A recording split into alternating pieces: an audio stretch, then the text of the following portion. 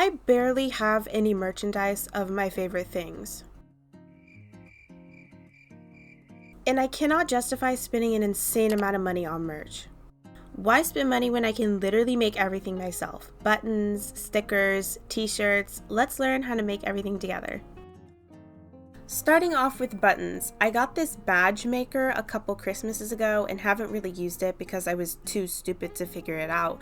But now that I understand what I'm doing, we can actually make stuff.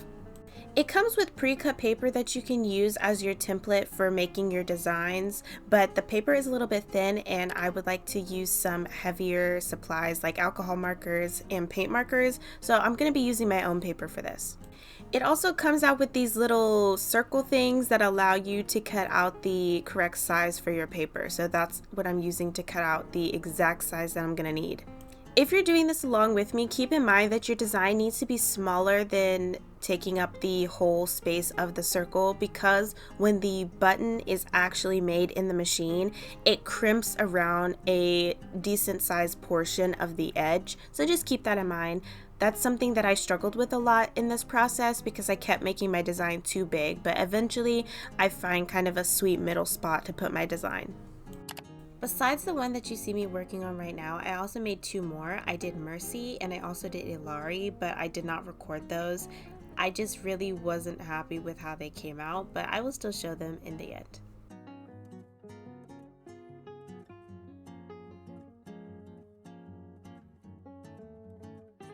Just a minute ago, I talked about how I was too stupid to use this machine, and that still stands. I was crashing out almost the entire time that I was using this because I kept forgetting a really important step, or I was just like completely blanking. Oh, and it didn't work. Oh, and it didn't work, and I just ruined everything. Oh, and it didn't work.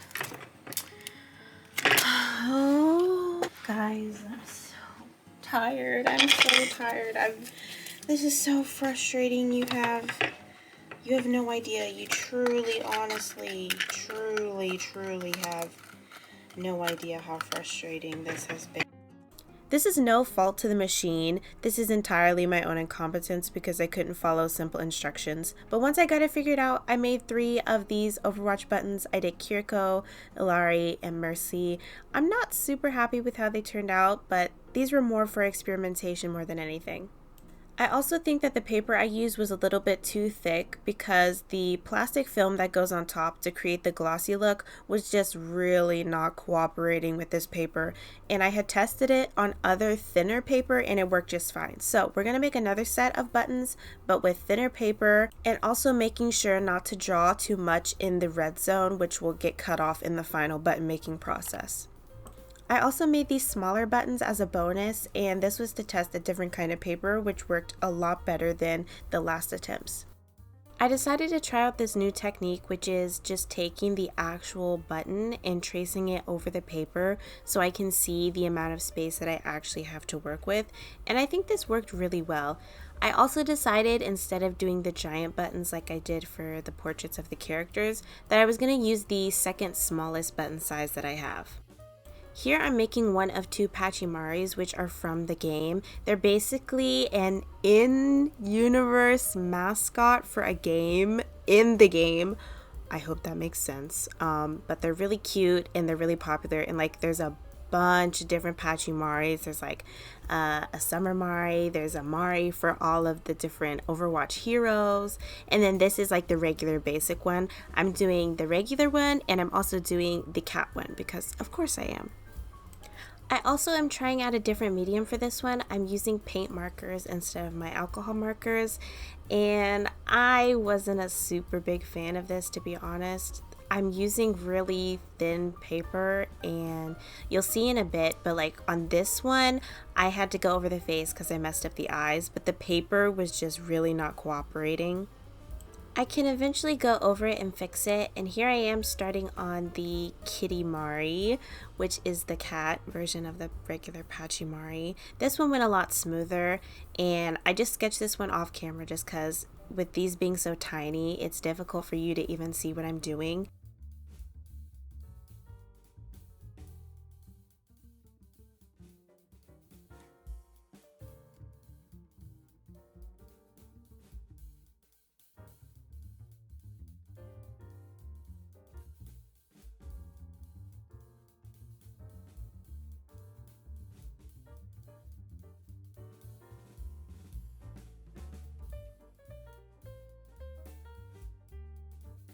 Now let's start the actual stamp making process, which went a lot smoother than the first time, and there were no crash outs because I actually know what I'm doing now. I would try to explain to you guys how to do this if you have one on your own, but honestly, it's kind of really difficult.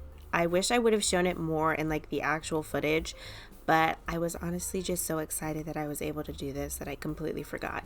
But you can kind of see what I'm doing here. On the other side, there's like two of these little like wells here, and in the other side is where I put the actual pin back. So if you're wondering, that's what that is. And you can see here that this goes very quickly.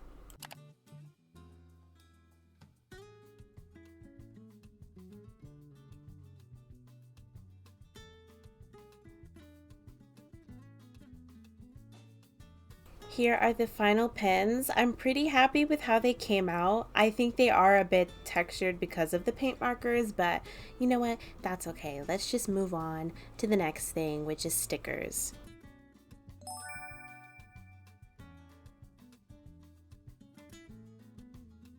I think this might be the project that I struggled the most with just because I really didn't know what I was doing and I have never done this before.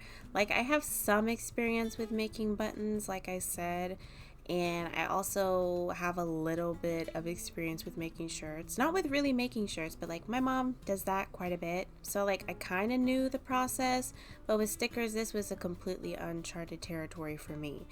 And that was for one main reason, which was I wasn't using the correct tape. So how you can make homemade stickers is by getting parchment paper and packing tape. Very simple and very easy, but the tape that I was starting off with was not packing tape. It was just like, I don't know what you would call it, like gift wrapping tape. So it's not very sticky and you need the tape to have a good hold, or else it's not going to hold to the parchment paper at all. And you will see that I struggle with that a little bit later on when I actually start putting the tape on top. I made 3 different stickers, but I'm only going to be showing the process for 2 of them because the last one was kind of annoying to do and my paper started ripping up because I was using paint markers and the paper was just a little bit too thin to handle that. But I did the last one off camera. I'm gonna tell you what the 3 are. So first we have the Eye of Horus, which is something that's really big for the character Anna in Overwatch. She's my favorite. And then we have this bunny, which is the symbol for Diva's mech. I'm sure everybody knows Diva. Even if you don't play Overwatch, like, you know this character. You have seen her before. And the last one I did was just like the basic Overwatch logo. Here I'm starting the last step, which is putting the tape on top of my design. And as you can see, I'm really struggling to lay the tape down because it wasn't sticking at all. And of course, stuff is not going to stick super well to parchment paper. That's like the entire point of parchment paper. But it needs to have a little bit of stick or your sticker is just going to peel right up and you're not going to be able to stick it to anything. I actually covered this entire... I covered the Overwatch logo and the eye before I'm like, okay, I gotta get some different tape. And that's exactly what I do. And I get some packing tape and I eventually do it. So if you want to see the finished version of the stickers, stick around to the end. We're almost there. We just have the shirt left to do. The final and most exciting thing for me was recreating May's shirt, which is the Overwatch games logo. Now in May's shirt, she's actually wearing like this kind of sweater thing that has like a pretty deep like neckline, and I went to the thrift store and I couldn't find one, so I got this really cute white tank top instead. And here I'm showing what is going on. So my mom has this Cricut machine. Hi mom, shout out mom, she's the best. And these are the colors I picked out. These are very close to the original. Here's the machine cutting it out, and here's Milo.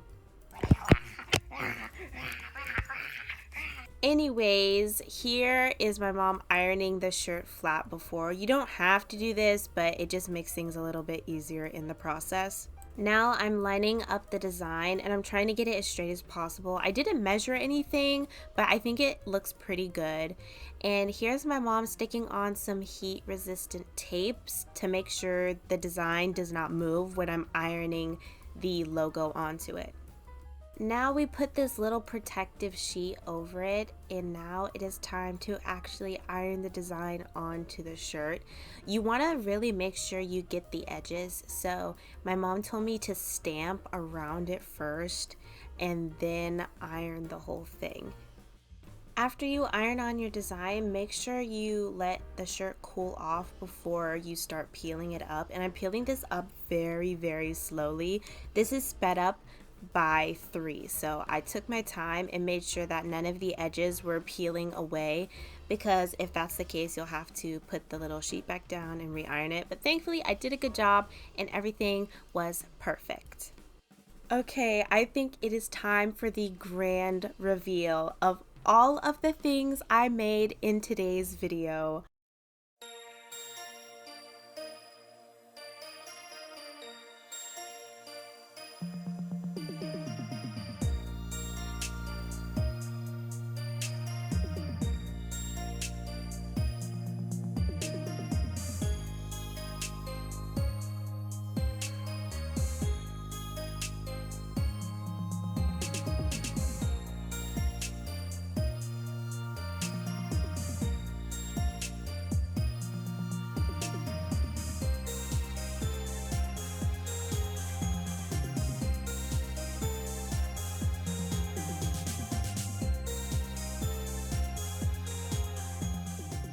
Thank you all so much for watching. Please consider subscribing and liking this video. Also leave a comment down below and tell me what you think if you'd like to see more projects like this. And I will see you guys next time. Bye!